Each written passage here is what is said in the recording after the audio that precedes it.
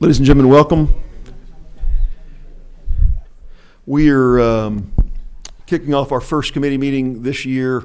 We have not had a meeting to date because we had an organizational meeting last session to get the committee established and work to establish committee rules. Today is going to be a relatively short hearing.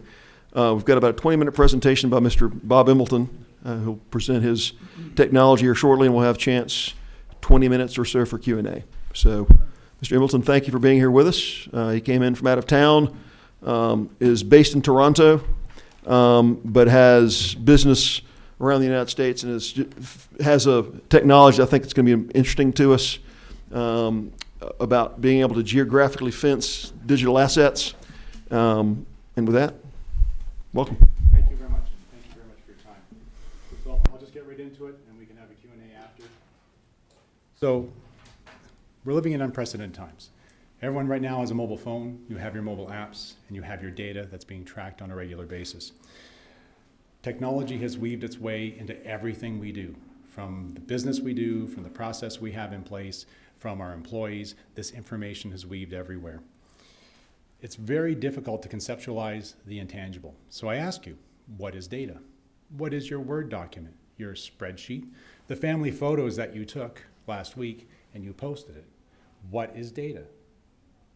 Data is nothing more than a unique series of north and south magnetic fields that happen to sit on a hard drive as property inside another company.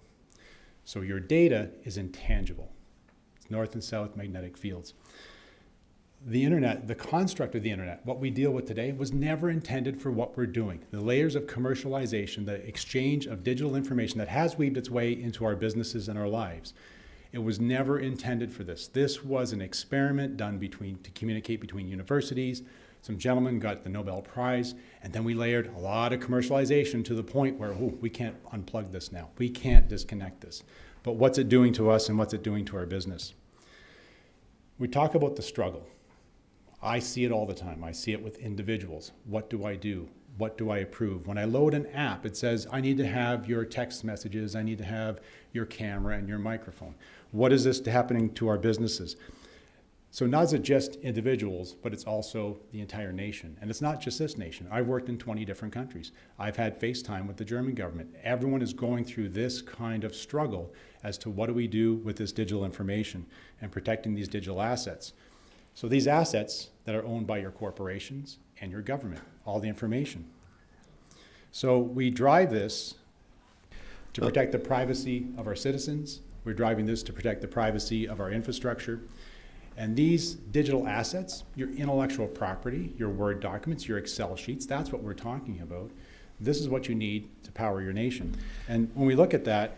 Mr. Excuse me. Can we find a way to blow those slides up? They're unreadable to us, at least to my aging eyes. Thank you. If we could just take a real quick pause. I want to... I mean, that's not the fine print. Even if we're not seeing perhaps the whole slide, but seeing the core of the slide, it might make it easier for members. And that was the struggle.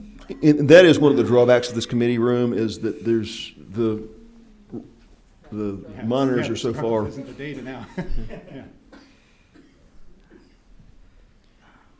They were called the struggle. The struggle to read. Okay. I won't do it. No, we can't do it mid-slide. Maybe just leave it in this mode and we'll do this Zoom here. And just see if this works. And then we'll make sure everyone gets a copy out. And if we're in a mode in which the slides are going to be difficult to read, then maybe we need to just proceed that way. Yeah. But yeah, that's Is that any better? way better. Love it. Okay. So I'll make do with what I've got here, but so we got to get to the next slide here. Okay. So when we talk about protecting the privacy of our citizens, our infrastructure, our power stations, these digital assets are what enable your nation. And this is the financial data, the medical data, the intellectual property, and your government information. We read about this every single day in the news with regard to ransomware and regard to breaches. So, oh man. Man, I'm getting rid of all the excitement that was supposed to come out. Anyways, so when you think about, we talk about enabling your nation, we talk about protecting your digital assets. How is an average business owner supposed to do this? How is an average business owner that has no domain knowledge, background in IT, ever supposed to protect their information? How do they make decisions to do that? They have intellectual property that they're trying to protect. They're trying to protect their employees. They're trying to protect, sorry, we're going across the board here. So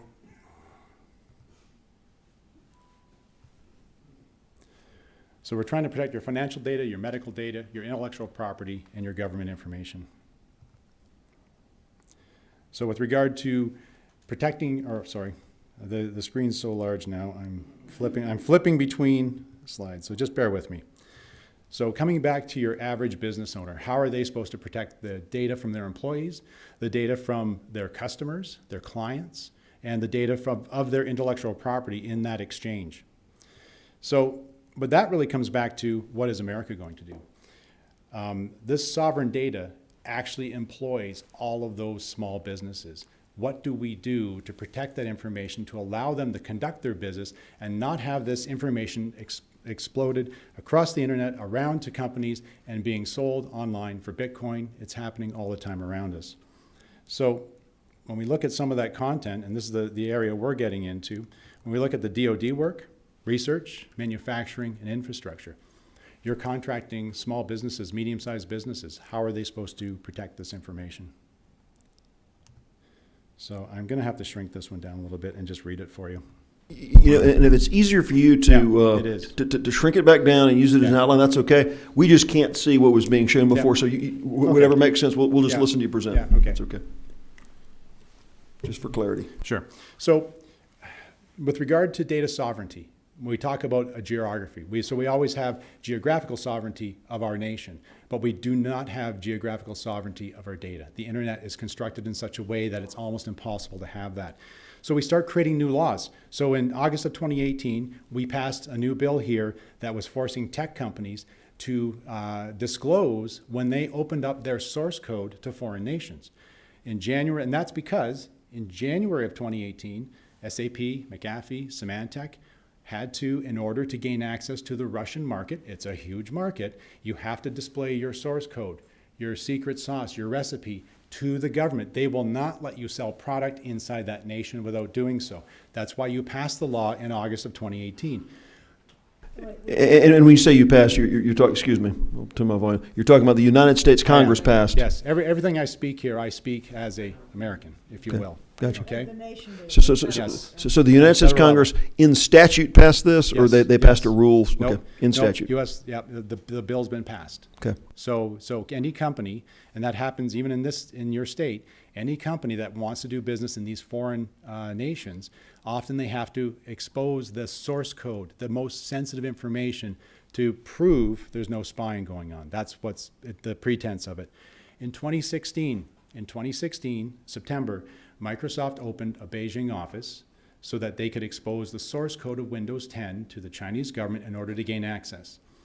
If you've have people been in China for more than 2 or 3 or 4 weeks, I strongly suggest you take a trip there for a month in mainland China. In mainland China, the psychology is they will never pay for seat licenses. So the only way Microsoft is able to do business inside mainland China is to open up the source code to show Windows 10, expose the Windows 10 source code, and they make a sale on the initial sale of a piece of hardware only.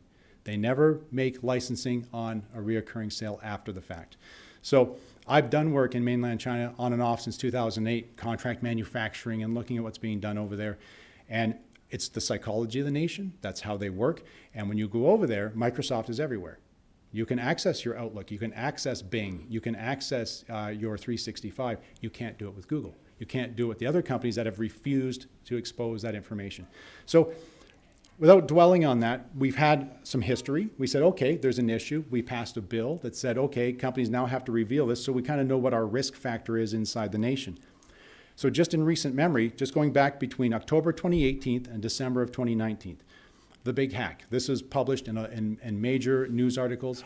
that in China, when you're doing contract manufacturing, an extra chip was added that was outside the bill of materials for a piece of product.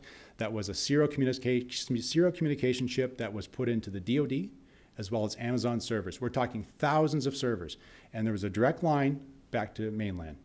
So this was added, and my background's hardware engineering and software engineering. I've made circuit boards. And it's very easy to take a pen and make a trace and drop a circuit on there. So this information I'm very happy to share with you. It's all public information. Question, just for purposes of members of the committee, at what level was that done? Or in what kinds of technologies was that done? Was that done in mobile devices? Was that done in servers? Was that done in standard computers or just the chips? I mean, Servers.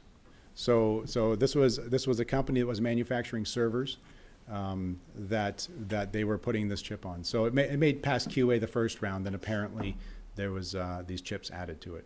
So this is on Bloomberg. This is all on the news sources that you can source, and I'm happy to send you the links that I have found on it. so are there data centers now in the United States that are out there operating commercially on which these, or who have bought the servers in question that are managing people's and businesses' data? Or is this something that they honed in on a series of SKU numbers and were able to identify it? I can't speak to any of that. Okay. I can speak to the fact that we did the research on the news articles, and we traced the news articles to what we consider to be credible news sources and not someone with a website. And this is the information that was provided.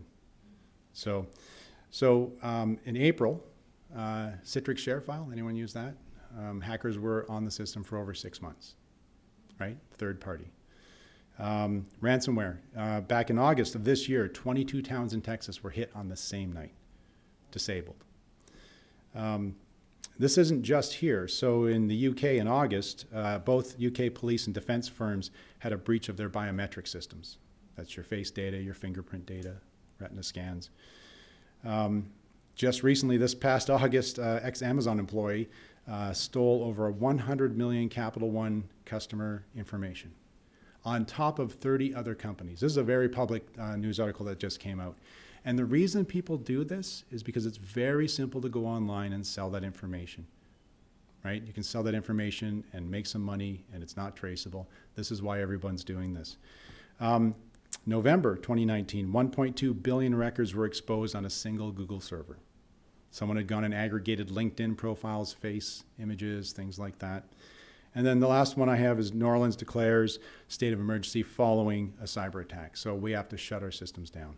So, the conversation really, in my opinion, comes back to the fact that we're living with an infrastructure that was never designed to do what we're doing with it today. And there needs to be an alternative option that allows a non-technical individual to plug something in and say, okay, I know, at least by using this, I'm going to be working within a protocol that makes more sense to what we're doing today. So our argument is that there is this clear and present danger around the security of digital assets, that what we do from a government perspective, so how we try to solve that problem is we start putting policies and frameworks in place. And this is intended to help drive protection control and us to monitor that risk. So we think of HIPAA, GDPR. People are very familiar probably with GDPR right now. CMMC, that's just coming out, the Cybersecurity Maturity Model Certification. This is what we think is going to be a really good opportunity to implement a technology like ours to help all these 100 people and less companies that are out there that are struggling. When we look at the rates of compliance, CMMC says that less than 20% of the companies are actually compliant to these cybersecurity rules. And it's because they really don't understand. I've been in the industry a long time. And even myself, I struggle to manage to make sure I'm doing everything in a safe protocol. And if you have no background on how a CPU runs, how memory is allocated, what happens to these systems, how software works, we're having a huge problem right now because we run our businesses worried about EBITDA, earnings before interest, taxes, depreciation, amortization. And that's going to be the value of my company and software. I don't understand it, so I'm going to job it out to someone in a country where I'm going to pay half the price for it. And what that's doing is that's like me taking your physical key to your house, and we're going to copy the cutout, and I'm just going to make it cheaper for you, but I'm going to keep a copy of it. So I know what everyone's key looks like. So When we look in the state of Georgia, we want to understand how do companies in the state of Georgia speak to these issues? What are they going to do different than what we're doing today? So next slide is called Fix It. How do we fix this? So I think they say the definition of insanity is to do the same thing over and over, expecting a different result. That's what we're doing today. We're putting patches over an existing broken infrastructure. So in my opinion, to resolve this problem, we have to remove the complexity of the execution of controlling digital assets. You have to remove the need for this domain knowledge to make decisions about what you do. You have to remove all third parties. So in every democratic nation, a corporation has all the rights and privileges of an individual. That's so that we can impact on taxation. We have a legal recourse for activities that go on inside that corporation. But it also means that intangible data we talked about, those magnetic fields that are sitting on those hard drives, are not yours. There is no codified law, there is no precedent established law in any democratic nation that speaks to the ownership of those magnetic fields. Subsequently, when your data is being acquired by other individuals, they simply go after the corporation that has ownership of the physical property. And that's how they're accessing information from Google. I've been at Google. They said, anyone comes in asking for data, we plug a USB drive in, we download it, and we hand it to them. So how we solve that? We need to protect data sovereignty. Data sovereignty has to be protected just like our geographical sovereignty. Remove all third parties from that conversation. An average business owner needs to be able to understand what it is and be able to use it with basic business skills only. It needs to be automatically compliant to your privacy regulations, GDPR, CCPA, HIPAA, just by using the device. The software and hardware need to be origin controlled. So you need to manufacture and sell in the country that you're doing business in. So what we do is all the software is origin controlled from the bottom up. There is no open source software coming from these disparate servers all around the world, controlled by whom we don't know.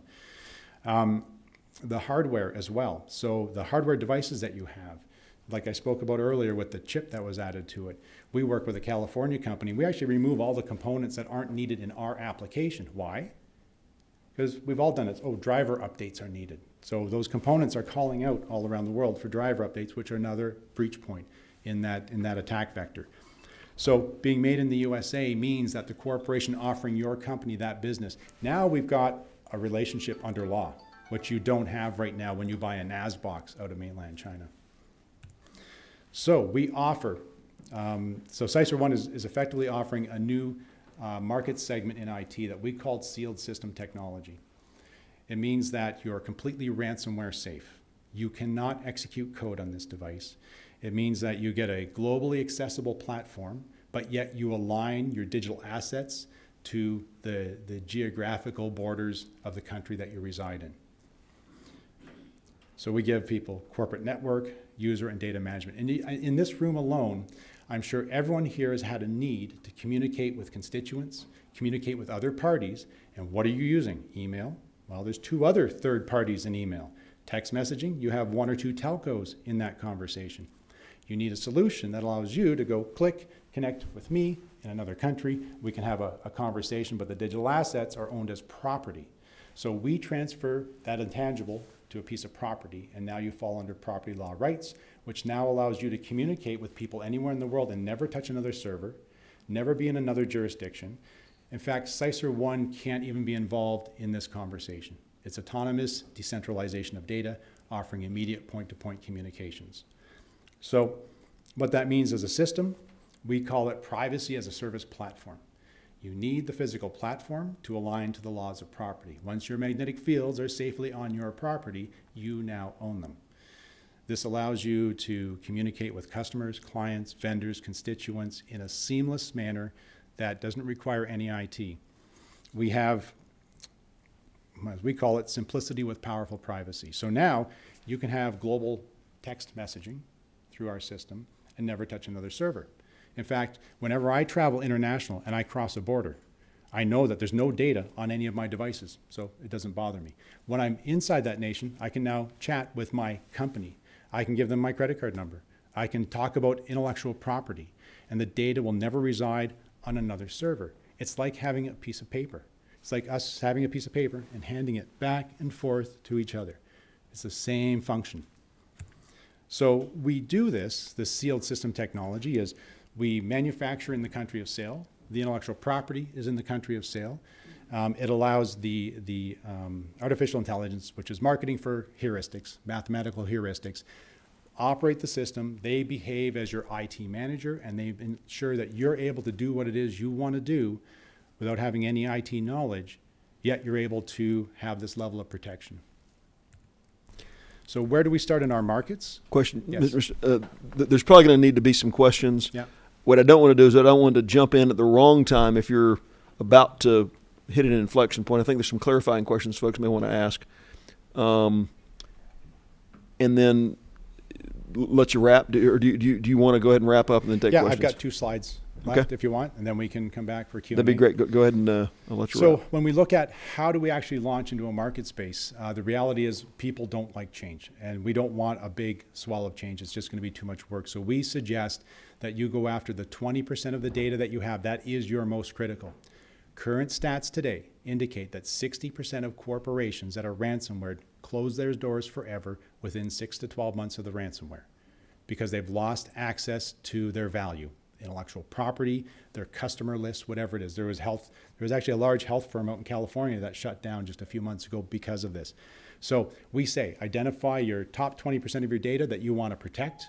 And so when we look in the market space, contract manufacturers, you're looking for DoD, CMMC, ITAR compliance in your communication. You put this device in, they will be guaranteed to comply to the ITAR and the CMMC regulations by the nature of its functions. HR departments, what's happening in the US right now, I've talked with lawyers across the US, they're calling this the asbestos of 2020. Back in the 70s, if you were an employee and you scratched the wall and you found some asbestos, it was a windfall.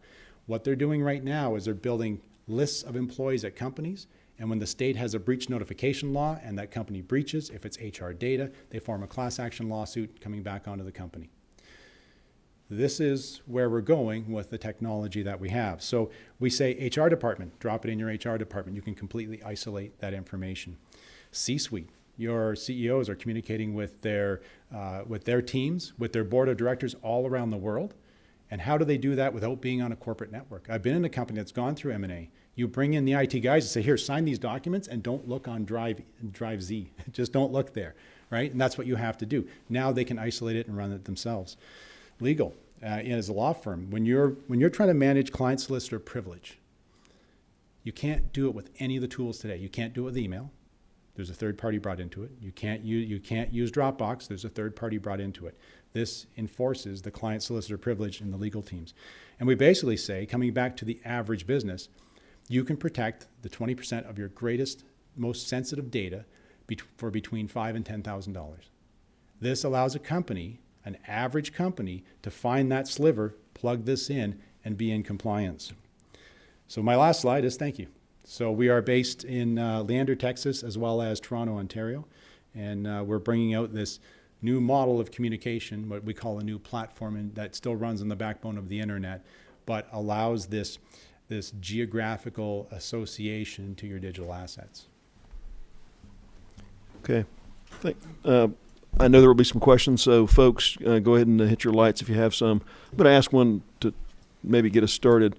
So, in essence, what I've heard you say is your technology is one that is compatible only with itself and not with it doesn't integrate with other systems, so that using,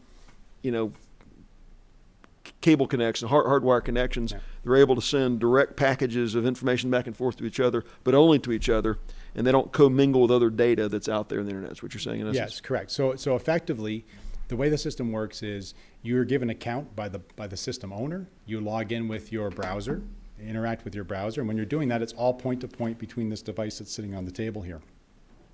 So that you use your standard third-party browsers, but your data in transit's encrypted, and your data at rest is encrypted, and it's all done automatically. And it's done seamlessly.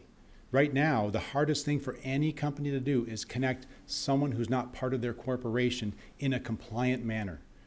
I've been in the industry a long time, and it's very difficult. It's easy inside a company. You come in, you build your network, you give your employees all connections, but connecting someone seamlessly outside your company is a difficult task. We do that in about 2 minutes.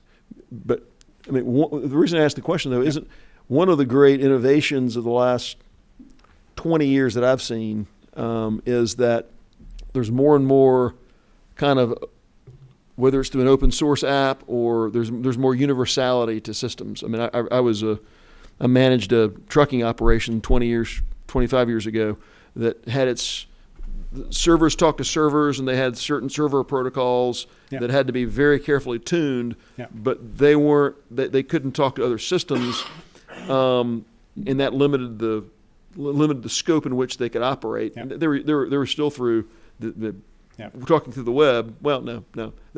There were certain things they could do through the web, but by and large, they were talking within a sort of a wide area network. It was closed.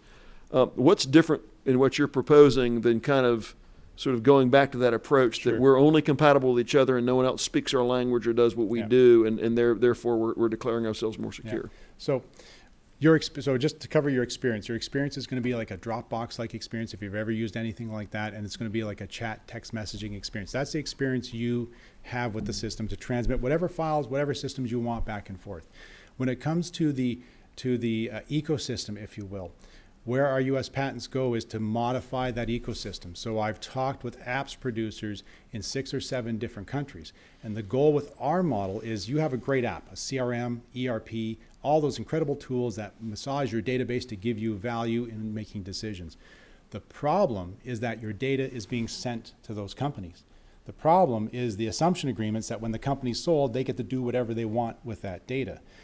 My argument in our architecture is that we remove the right, or the ability rather, for those corporations to have access to your data.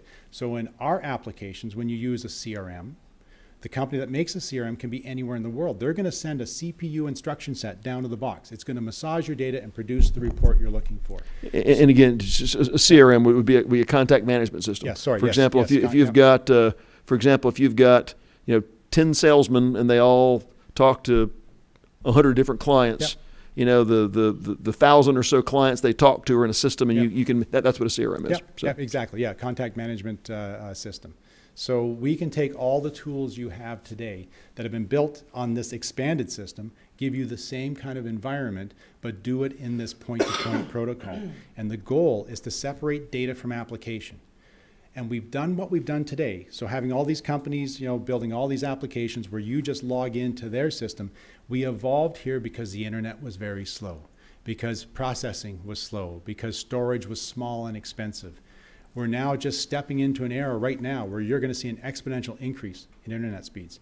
You're seeing the Moore's Law increase in processor speeds. So we're now able to remove the third party from the processing side. They can now just produce the applications that allow you to do whatever it is you're looking to do inside your business. So what we're integrating right now in the medical space is a CRM and a point of sale system. When you swipe your card, when you have those handheld units, that quite often is going to a third-party provider, probably in an Amazon server somewhere. I don't know what they've done for security. I don't know if they're even liable for anything. So now they can come in and swipe their card. It goes right into the Scoot device, then off to the payment processor and back. So we're removing this commercialization of the internet through a third-party means. We're just pivoting that so that the third parties don't have access to the data. They just produce the value of the application that they're using. Okay. Do you have another question? Chair recognizes Representative Perkle for a question. Thank you, Mr. Chairman. And I'm somewhat reluctant to offer the question that I have because I recognized no more than 20% of the acronyms that you threw out there as we were going through. I don't appear to be dumber than I am, but that's possibly not possible.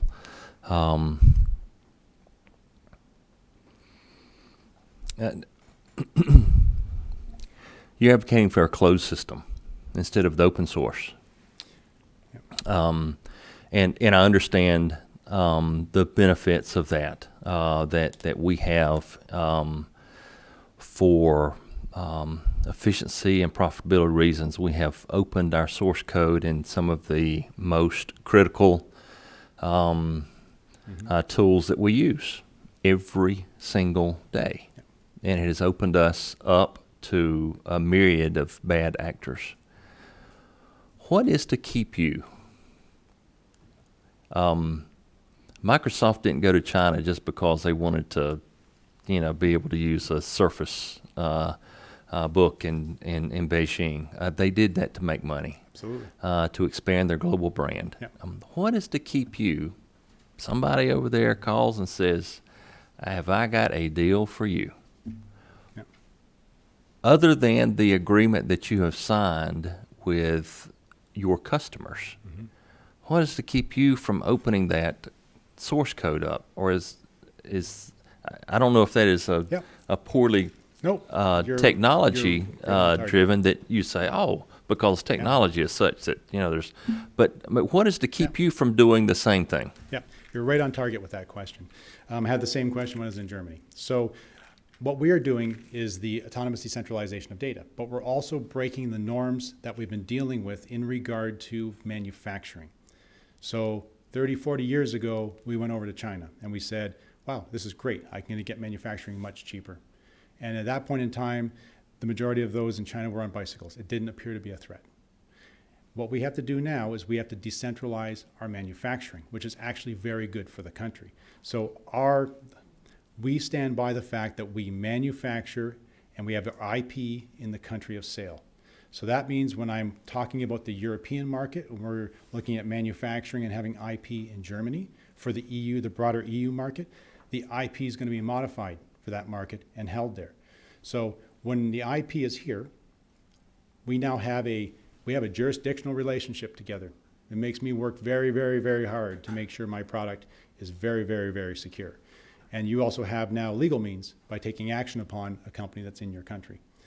So what we do is we take that intellectual property and we pool it. So we have it here. We have a team here. We're actually setting up a development team in Austin. We're looking at Boston. We're looking at Atlanta as well, so that we can decentralize the code base, and then we can put contract manufacturing in at all these different regions to produce the product inside this country. Follow up, Mr. Chairman. So, if I were to take that box right there Yeah. and get on a plane, Yeah. and I could fly, I wouldn't now, but let's say in a few weeks, fly to China, Yeah. and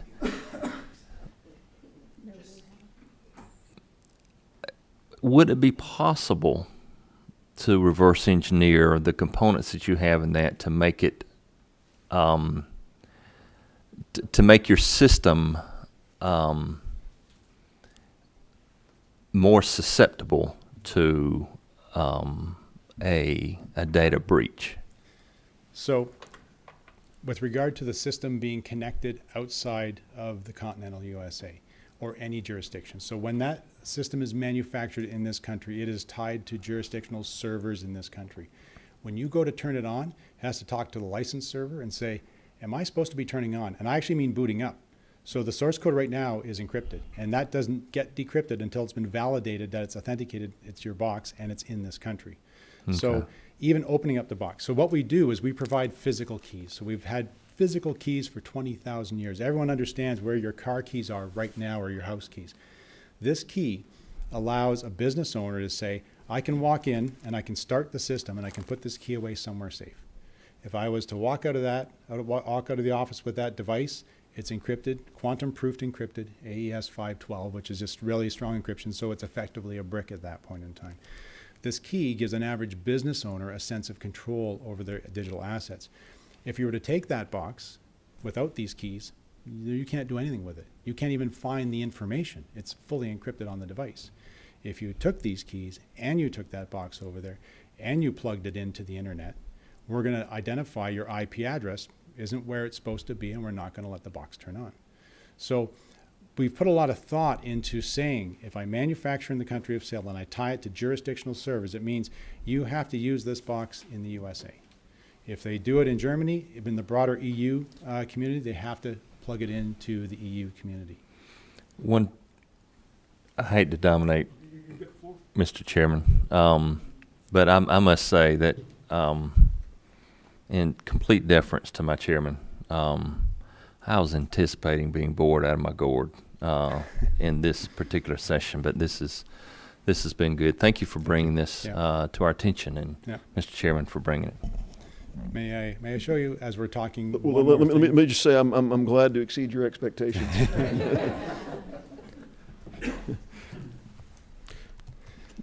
Mr. Hamilton, you got the floor. Okay, thank you. So, yep, I just want to just show you briefly if the internet's going to cooperate with me here. So there's an interesting program I use on Firefox, and it's called Lightbeam. So I just went to Fox News. Let's go to Home Depot. Where else do folks like to shop? What websites do you like to go to? Yeah, that's what I was just gonna say. Where do you buy your shoes? Tell me. What's the website name? Quick. Just pick one.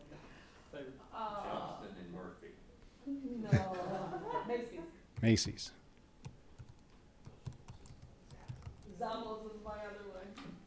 Oh, can't go there. Let's go.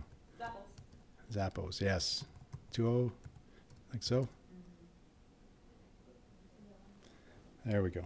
All right, so this will get us to Zappos. Here, let's click this link here because you probably just clicked the first link. So what I'm showing you on this Lightbeam, and you can all load this yourself, is every time you go to a website, there are 3 to 10 times the amount of companies that are now collecting your data. So you see the round circles? Those are the websites I went to directly. Those triangles are all corporations that are tracking everything about you.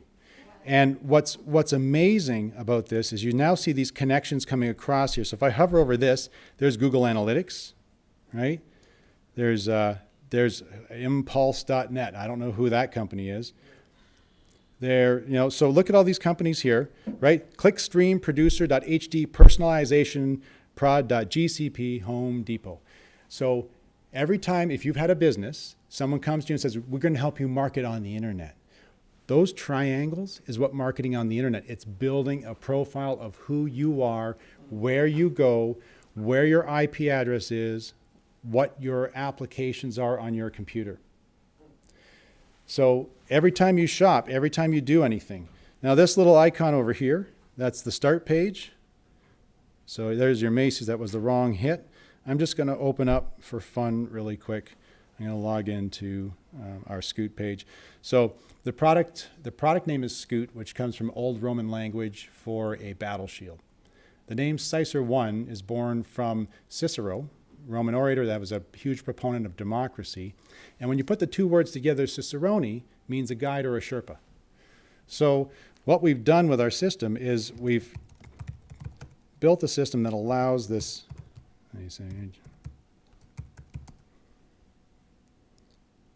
It's going to make me look at my phone. My apologies for 2 more seconds. 753. Okay, so now I've gone to the Scoot system, and we're logging into the file system. So there is the boxes pulled out. Hopefully it's going to be on here somewhere. There it is. Question for you: that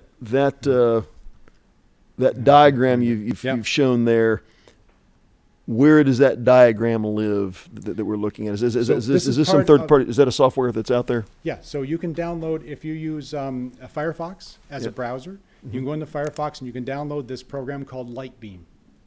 And what Lightbeam does is it just simply traces, so there's the Scoot icon. So I just logged into my Cicer I Technologies, my Scoot. So you can see it sits way off to the side with no third-party connections.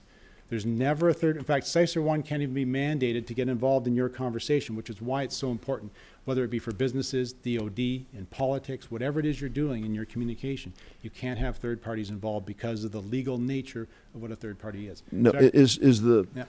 is it out there on its own because nothing is interested in it, Nope. or is it out there because nothing can get to it even if it wanted to? So all those triangles are services those companies paid for to track you. Mm-hmm. And those services are all exchanging information and exchanging money while they're exchanging that information. The CISR One solution, this box right here, when that sits in your office, it's not connected to anyone else. There are no other parties involved in this conversation. That's why it sits off as a circle unto itself. There's no other tracking. There's no other third parties involved. But once CISR becomes more of a thing, and it's moving important information around, can these other entities out there that's using the same hard lines not say, you know what, let's start sniffing for the CISR that's out there and let's start tracking it? Nope, because those are all paid for services on there. We don't pay for Oh, services to track. they can only connect with because they've been allowed Yes. to connect. I got Yeah, you. so when you look at this one here, which is, there's Fox News, Okay. right? So we look at, there's all kinds of services that they're paying for. And a lot of times they'll pay for the first one, and then they don't realize their contract is actually causing 3 other companies to be involved in that conversation. So that's Fox News. You can put any system in here. So there's Home Depot, right? Down the bottom here. And so same thing. And you can see there's a junction point here with adnxs.com. So it means Home Depot and Fox News are paying for the same service provider. And that service provider is now gathering information about you from multiple locations. So when you go on a website and it says, hey, I think you'll like this, that's how they're getting it. So this is why it's so critically important. We come back to business and come back to your small, medium businesses here. They can't afford tens of thousands and hundreds of thousands of dollars to go and employ people to implement systems. And the systems we have today are constructed from disparate companies all around the world. They make a VPN and they make a circuit board and this guy makes an operating system. And a lot of it is open source.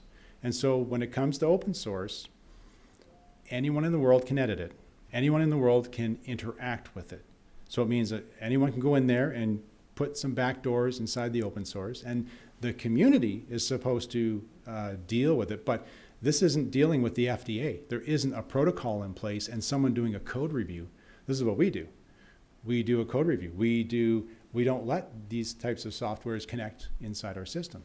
So the reason we have the attack surface we have today is you have all these companies who have never put their system together in one solution saying, here's a perfect security solution. They didn't. You got a company making a VPN. You have another company making a circuit board. Someone's making an operating system. They never sat around a table like this and said, let's make this safe and secure. We've gotten away from that. A lot of that is driven for a number of reasons, a lot of generally business reasons for companies and what they're doing. But this is why we sit in the world we sit in today. And I argue that we have to make a significant and substantial change moving in a direction, moving into the future, so that when your kids and your grandkids and everyone else are on the internet, they have a right to privacy. They have this ability to control the information they're dealing with. Right now, I think it's critical just from GDP perspective, right? You think about the number of companies that are going to shut down from being ransomware. Put your 20% of your data on there, it's guaranteed to not be ransomware. So this is our conversation, and this is why I'm here, and I know that the only way we're going to do this is by being here in the U.S. Chair has some more questions here. Recognize Representative Davis for a question. Oh, okay. Representative McCall, you got it. I wanted to ask you about this device itself. What's the capacity on this device? So right now, we offer the device in up to 40 terabytes. Knowing that the majority of companies that you deal with, 2 terabytes is more than enough, right? Okay, and you're talking about manufacturing, and it's the world that I'm coming from is manufacturing. Perfect. And you're looking at so many different layers, especially when it comes to operations records, quality records, purchasing records, Yep. And over years and years. Yep. Can that be used also for like archiving? Yes.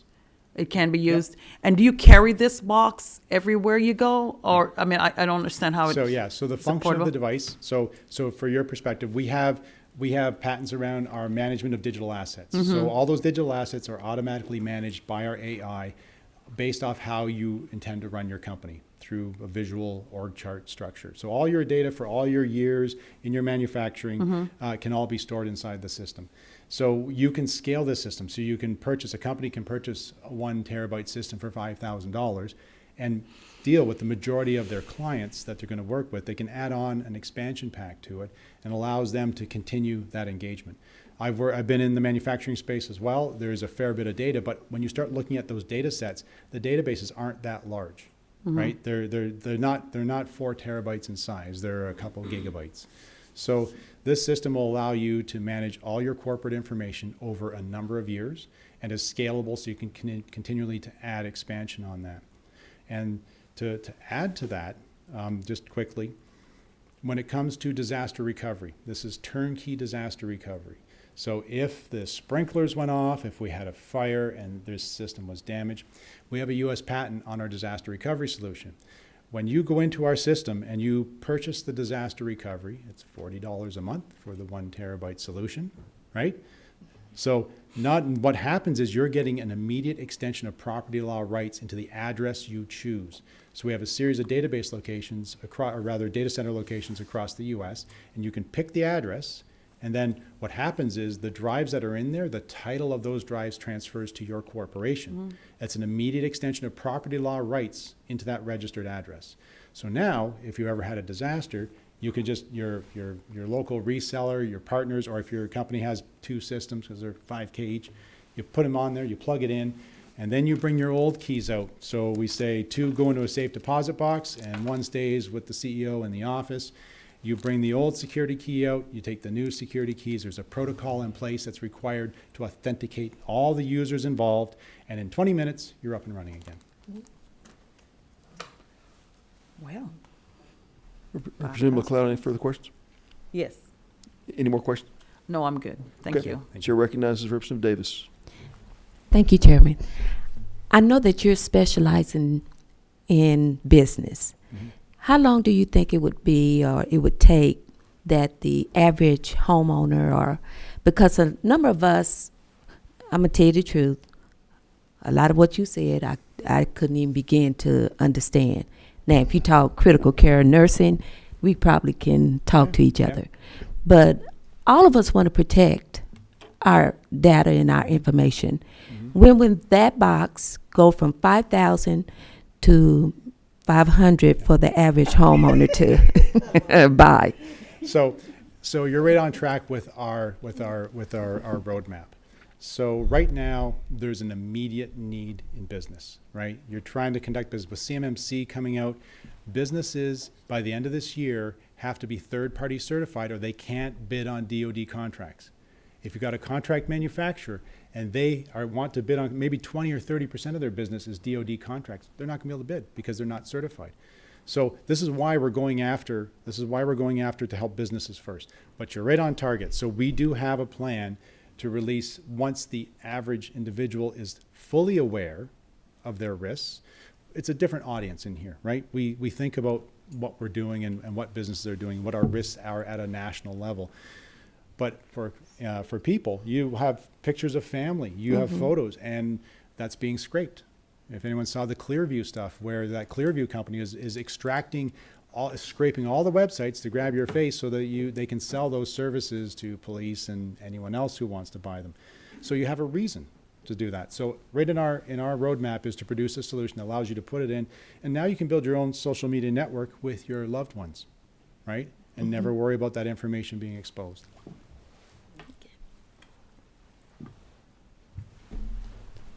Chair recognizes Representative Gilligan. Hi, and thank you for bringing this information. The light went on, right? Finally, the light bulb kind of went on here. So I'm thinking schools, and I'm thinking children, and I'm Yes. thinking wanting to protect them. So how does that box Yep. go into my school district or Yep. into each school or classroom? How do I protect the children? Yeah. So right, again, this is exactly where we've been having conversations around. So when it comes to protecting the information of children, what we see is each school having one of these systems, because you need to communicate with parents. You might have medical information, behavioral information, something going on with that child. You don't want to use WhatsApp. You don't want to use text messaging. You certainly don't want to use email to expose that information. So we offer this solution for that reason, so that you can simply go in. You don't need any IT knowledge. I can connect up an individual, share information, get them to sign documents, send it back to me, and have that level of protection for schools. So what, may I continue? So what app, as a school principal, teacher, whatever, am I using? What does my look and feel of my computer Yeah.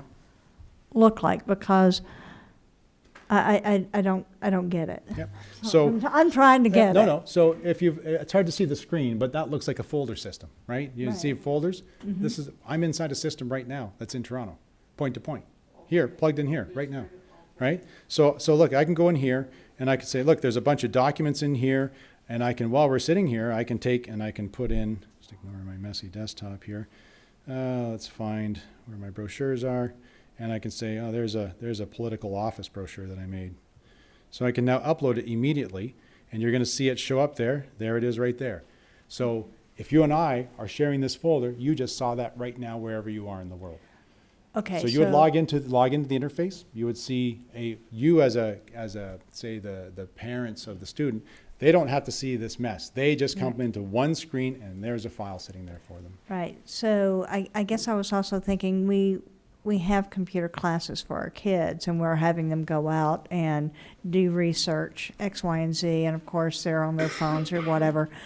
So this is not going to protect, this box is not going to protect them as they're surfing. This would protect the data that the school district would be Correct. sharing, but Yeah. we still don't have any of that protected for our children. So just for clarification, when I was thinking of that situation, I was thinking of a scenario where the teachers or the school needs to communicate with the parents about a behavior. They can get the parents to log into this. It's like a Dropbox experience. They can download the files, they can update the information, drag and drop it back in, and now you've got point-to-point private communication. So in my mind, that's kind of the most critical data that you want to protect when it comes to students, especially that could be impactful for them if that's released years down the road. Absolutely, yeah. So, and this would be HIPAA certified. Yes, yep, yep, Thank you very much for bringing this. no, thank you. To members of the committee, I appreciate your interest, appreciate your presentation today.